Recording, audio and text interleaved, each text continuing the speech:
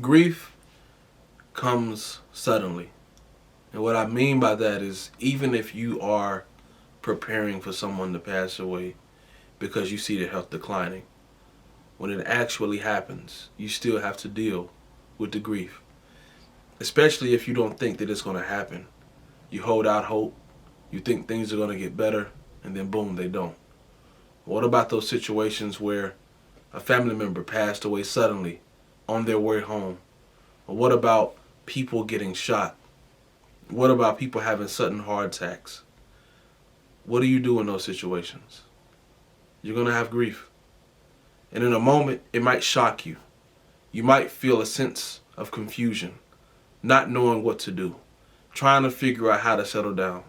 Even though you cry, as soon as those tears stop, then it settles in again and you cry some more. So grief is a long process. It's not short. What I would encourage you to do is not rush through grief.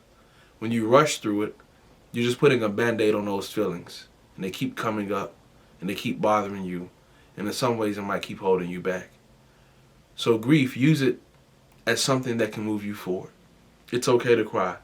And definitely find a friend, family member, or a counselor that you can talk to about these problems. Grief is something that we all will deal with. Nobody's ever really ready to deal with it when it comes, though. Grief is something that catches you off guard, regardless of how prepared you are for it. And I would encourage you to please do not grieve alone. Grieving alone can put you in a really dark space. You'll start thinking about, what could I have done differently?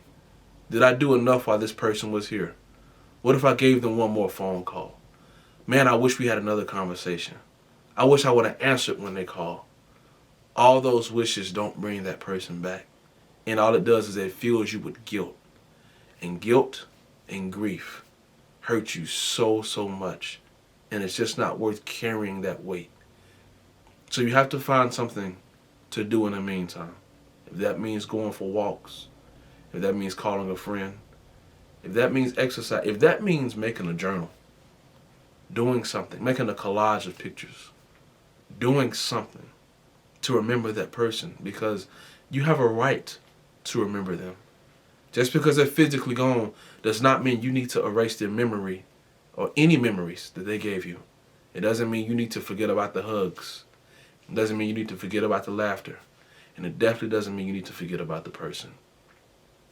The unique thing about grief also is sometimes we'll try to get over grief by not thinking about that person. I did that with my dad. I would try to sometimes forget about him, thinking that if I forgot about him, maybe I would not be as hurt. I would try to remember certain things from my childhood and be like, man, my dad was there, and then you know what? He was there, but he's not here now. That's not fair. It's not fair to me, and it's not fair to him. I have to deal with that. I'd rather remember my father, and I'd rather cry because I miss him, rather than try to act as though he never existed. That's messed up. So I really, really implore you. There's no 100% solution to this. There's no cure to grief. There's only treatment ideas and strategies to get over it. But grief is going to be there.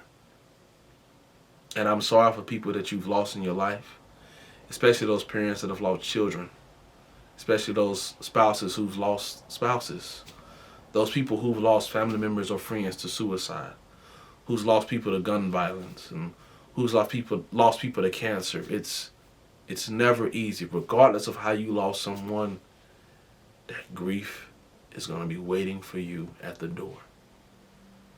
So I ask, I really plead with you that when you are grieving, don't do it alone, and find something positive to put your energy into. Don't allow grief to take you down an addictive path. Don't allow grief to get you into alcoholism, because that's not going to bring the person back. That's going to hurt you. Don't allow grief to get you in a drug addiction. That's going to hurt you. Don't allow grief to take you into financial debt just because you want to spend all the money but take your mind off the person being gone. That's going to hurt you. And did you know that you could be grieving before that person passes away? Please enjoy them. love people, and appreciate them. Take pictures. We have cell phones. Do those simple things. It doesn't have to be difficult. You don't have to pose for the camera. But share those memories with that person so that when they're gone, you have the memory of sharing that memory. Look, if you want more information about this, I suggest that you get in contact with a counselor. I'm not a counselor. I'm a coach that can be there and support you. But some things, I as a coach, I understand I'm not able to do. So I'd rather you get help in areas that I might not be able to help you in rather than me just try to sell you something. I'm more concerned about you as a person. But if you want to work on goals or how to feel better, yeah, we can do that. So let's tag team. You get counseling, you get coaching. If you get counseling and you don't get coaching, at least you're getting better. That's what's important. All right, take it easy. Until next time.